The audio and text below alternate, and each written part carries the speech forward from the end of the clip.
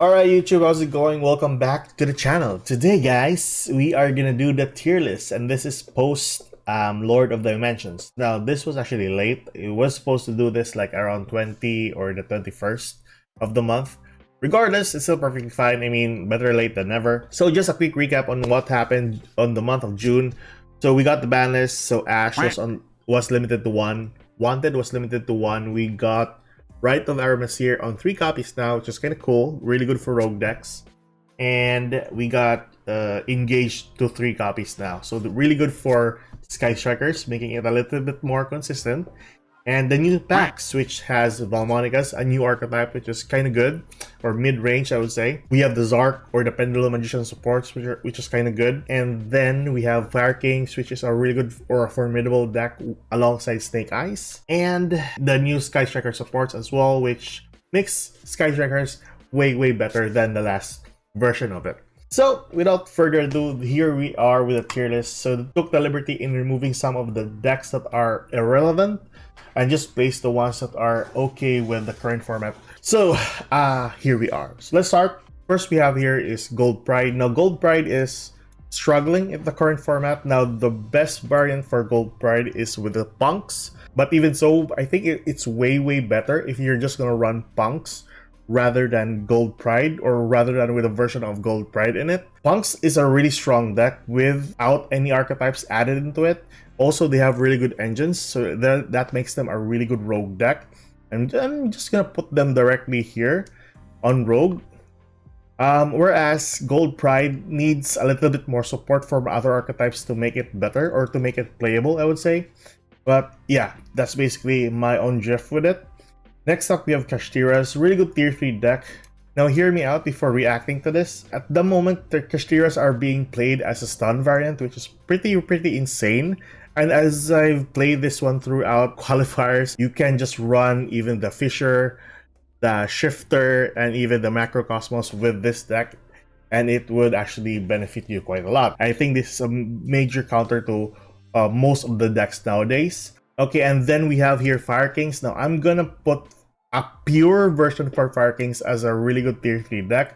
The reason for this is because, well, ceiling is not that high for a pure version for Fire Kings, but it would be way better if you're gonna add them with the Snake Eyes, with having a really good grind game, and that way it's easy enough to do your combos with the Snake Eyes as well. So yeah, pure version is tier 3. The variant with Snake Eyes is tier 1. And then we have next is Labyrinth. So basically this deck can adapt to any type of deck that it's going up against. Turn 0, you can play your game as long as you have the Butler or the copy of Kukulak on hand. I can gain access to what trap card that you'll need. Snake Eyes, basically tier 1. Whatever you add Snake Eyes with, whether it's Rescue Ace, Fire Kings, and even a minor variant for Kashtiras, it is practically tier 1. The one copy of the Wanted and the one copy of Ash wasn't a really big nerf to the deck, it's just a minor one. And as long as Bonfire is still on 3 copies, not anymore in the next month, but yeah, as long as Bonfire is on 3 copies, this is still a really good tier 1 deck. Dinomorphias, Rogue, practically. Going first, you're bound to win most of your games because your trap cards will help you out quite a lot. Ceiling is not that high with Dinomorphias, and with the current format nowadays wherein the players doesn't really depend on the monsters that much for removing cards on the field, like the Snake Eyes or even the Rescue Ace, so you might have a little bit of a problem there.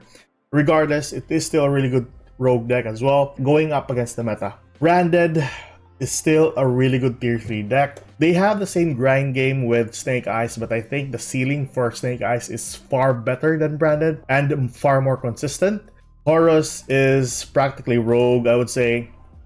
I think it's far better to play Horus as an engine rather than a pure version, although it is a little bit, toxic because there are the stun variant for Horus, but at the pure version or a stun variant for Horus, it's just basically rogue. Then we have Mikankas and Infernoble. So Mikanko, I'm going to put them as tier 3. And Infernoble, I'm going to put them as a really good contender. So for the past month, I placed Infernoble as contenders because Infernobles has a really good variant wherein they're going to add Mikankos. Mikankos and the Infernoble is a really good strategy to work with. As long as you know both of the decks, you are bound to win most of your games, or all of your games basically. Actually, the synergy is quite good. And the reason why I put Mikanko as tier 3, you don't really need the Inferno boost to be better. Take note, Mikankos is a really strong deck, whether going first, but a lot better if going second. It's just basically good at its own right without even the Inferno boost help. Vanadium are really good rogue decks. Although the Calamity wasn't that much though, it was a really good win condition. But you can establish a really good board without the Calamity though. You can have like the Spater, the Baron, the Borreload, or even Appaloosa on the field. I think the only problem with that, you have to worry about Maxi, Nibiru, and even with the format nowadays where hand traps is really in the format, I would say. So you're gonna have a hard time playing it out. I would say Naturia is practically rogue, and it really depends on the variant that you're using it with.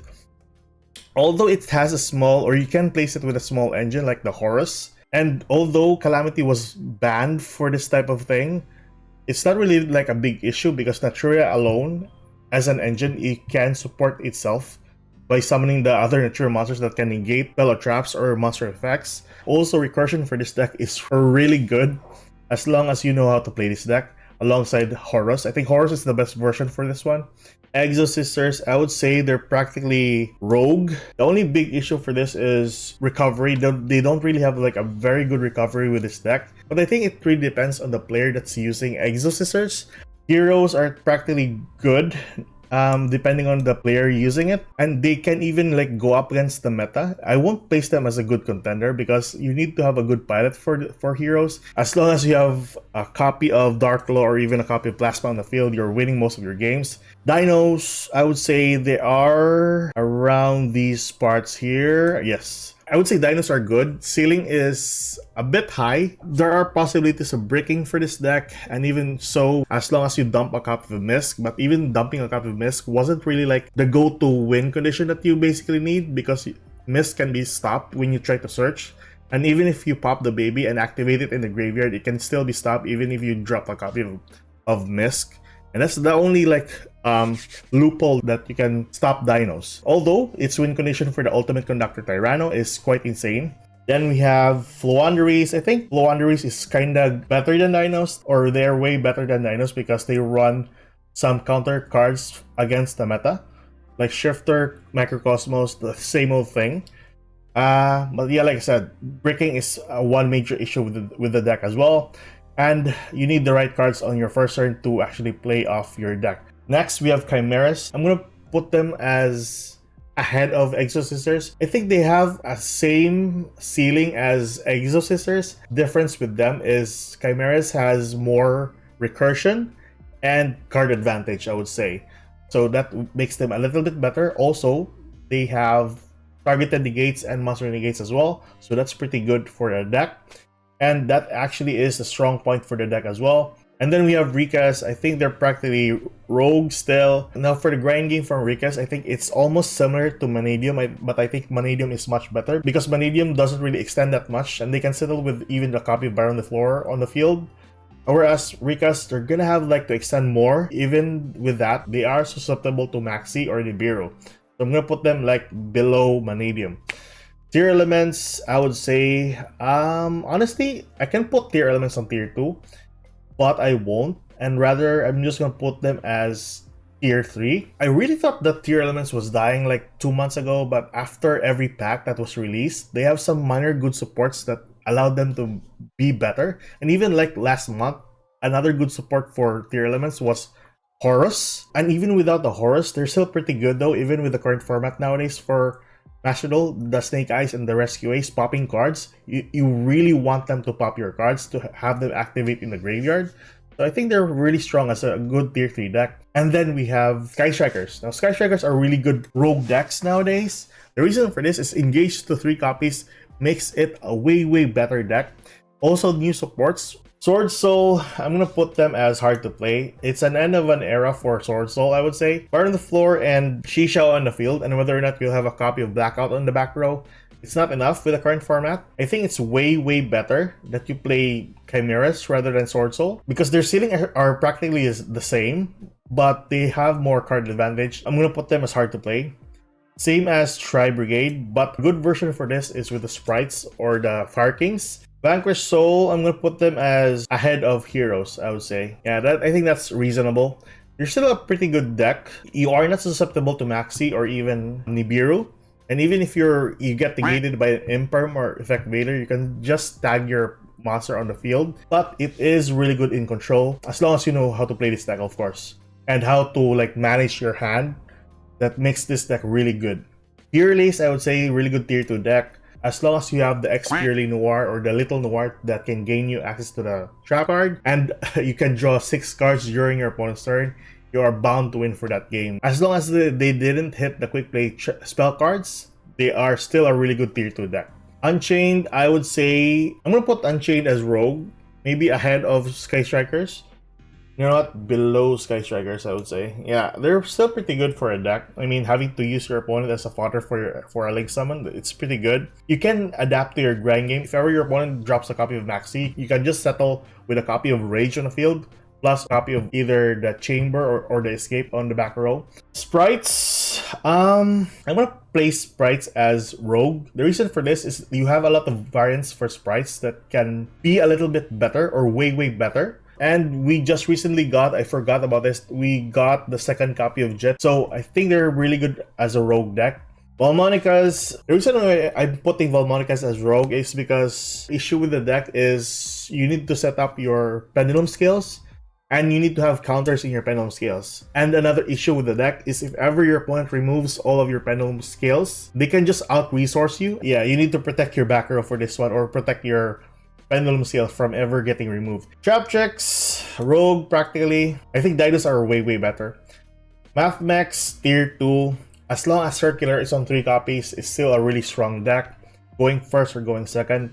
Memento, Rogue practically. The deck is still pretty good, I would say, but you can't just summon your 5k body on the field and just depend on the trap card. And maybe in the near future, we'll get some supports that makes 1-card combos for this deck really good. But as of now, practically Rogue. Salamangreats are far better in the current format nowadays. You have Recursion, a really good card advantage. Grind game is really good with this deck, but not to an extent. The ceiling is not that high for this deck, but even so, it compensates a lot with its Link monsters. Runic, I think a strong variant for this is with Naturia. And I think it needs a little bit more experimentation for this deck to work. But bought as a pure, it's practically dead. Pendulum Magicians, the new supports are kinda good. We have the Zark supports, the Supreme King supports, Pendulum scale of 0 or 1 easily, and it can gain you access to more cards as well with the new support from the Zark. You have the ability to summon a lot of level 7s on the field, which can gain you access to a Bear on the Floor, or the rank 7 that you can tribute into the Odd Eyes fusion monster. So it's easy enough now to combo it off. Rescue Ace, practically tier 1. Whether you're using Snake Eyes with the Rescue Ace, they're still really good tier 1 decks. Resonators, maybe around these parts as Rogue. They're far better as a ceiling up against Chimeras or Exorcisters. Scareclaw, it's easy enough to counter Scareclaw as long as you stop the Reichheart from getting a copy of Arrival or the Lightheart from getting the copy of the field spell. You're bound to win. And then we have here Super Heavy as hard to play. Calamity's gone. The deck doesn't do well up against Maxi or a Nibiru. If ever you're gonna pair this one with another archetype, I think they're far better as an engine as well. It's really hard to play as a pure deck. And the main downside for Super Heavies is they can't use Cold-Blooded Graves or Imperms. That is all our tier list for the month of June post Lord of Dimensions. What are your thoughts on the tier list? And I think that's basically it for today, guys. Keep safe, good luck. If you like this kind of content, like and subscribe. We'll be tackling about the other variants for Bell and the Centurion. I think the Synchron is the last part that I'm gonna tackle within this week before the new pack comes in. Anyways, I'll see you guys in the next video. Goodbye.